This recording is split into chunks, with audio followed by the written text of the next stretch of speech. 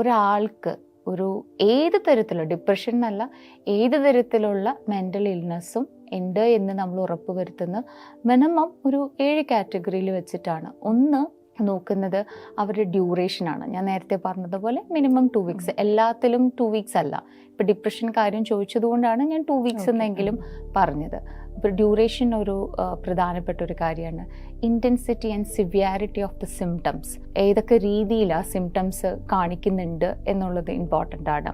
Context of the symptoms, ആ ഒരു mental health profession ഈ ഒരു സിംറ്റംസ് അവർക്ക് കാണിക്കുന്ന ഏത് തരത്തിലുള്ള അവർ ഉത്കണ്ഠയോ ആൻസൈറ്റിയോ അല്ലെങ്കിൽ ഡിപ്രഷനോ അതൊരു ഓവറോൾ അവരെ എങ്ങനെ അത് ബാധിക്കുന്നു എന്നുള്ളത് നമ്മൾ മനസ്സിലാക്കുന്നു.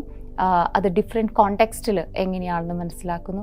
Their impact on daily life, അവരുടെ ലൈഫിൽ അതൊരു ഫങ്ഷണൽ ഇമ്പയർമെൻറ്റ് എന്ന് നമ്മൾ പറയും. അതായത് അവരുടെ ഗ്ലോബൽ ഫങ്ഷനിങ്, അവരുടെ സോഷ്യൽ ഹോം ലൈഫിൽ, റെസ്പോൺസിബിലിറ്റി, സോഷ്യൽ ലൈഫിൽ ഇതൊക്കെ എങ്ങനെ ബാധിക്കുന്നു എന്നുള്ളതാണ്. അവരുടെ ഡെയിലി ലൈഫിനെ ഇത് ഇമ്പാക്റ്റ് ചെയ്യുന്നത് എങ്ങനെയാണെന്ന് നോക്കുന്നു.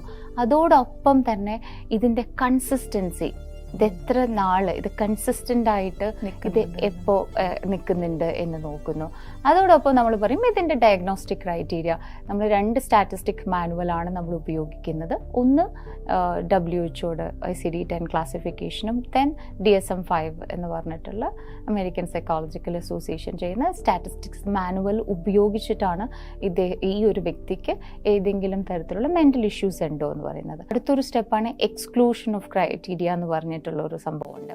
അതായത് ഇപ്പോൾ ഫോർ എക്സാമ്പിൾ, ഇപ്പോൾ വീക്കെൻഡ്സിലൊക്കെ ഡ്രഗ്സ് എടുക്കുക, പാർട്ടിക്ക് പോവുക, അല്ലെങ്കിൽ ആൽക്കഹോൾ കഴിക്കുക, ലഹരി പദാർത്ഥങ്ങൾ ഉപയോഗിക്കുക, ഇതൊരു സ്വാഭാവികമായിട്ടുള്ള ഒരു നമ്മുടെ ഇപ്പോഴത്തെ ഒരു ട്രെൻഡാണ്. അപ്പോൾ എന്ത് പറ്റും എന്ന് വെച്ചാൽ ഫ്രൈഡേ നൈറ്റ് ഉപയോഗിച്ചു, സാറ്റർഡേ ഉപയോഗിച്ചു, ഇത് കഴിഞ്ഞിട്ട് സൺഡേ ഉണ്ട്, മൺഡേ ഉണ്ട്.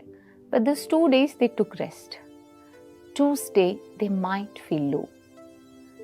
ആൻഡ് ഇതെല്ലാം എക്സ്ക്ലൂഷനാണ്. ബിക്കോസ് സബ്സ്റ്റൻസ് യൂസ് ചെയ്തത് കൊണ്ടിട്ട് വന്ന കുറേ കാര്യങ്ങൾ, അപ്പോൾ അതിനുള്ള ട്രീറ്റ്മെൻറ്റും കാര്യങ്ങളും ഒക്കെ ഡിഫറെൻ്റ് ആണ്. അപ്പോൾ നമ്മൾ അവരെ ഡിപ്രഷനോ അല്ലെങ്കിൽ അത് ചിലപ്പോൾ വേറെ ഏതെങ്കിലും തരത്തിലുള്ള ഇൻഫ്ലുവൻസ് വെച്ചിട്ടായിരിക്കും. ഇതെല്ലാം എക്സ്ക്ലൂഷൻ ക്രൈറ്റീരിയ.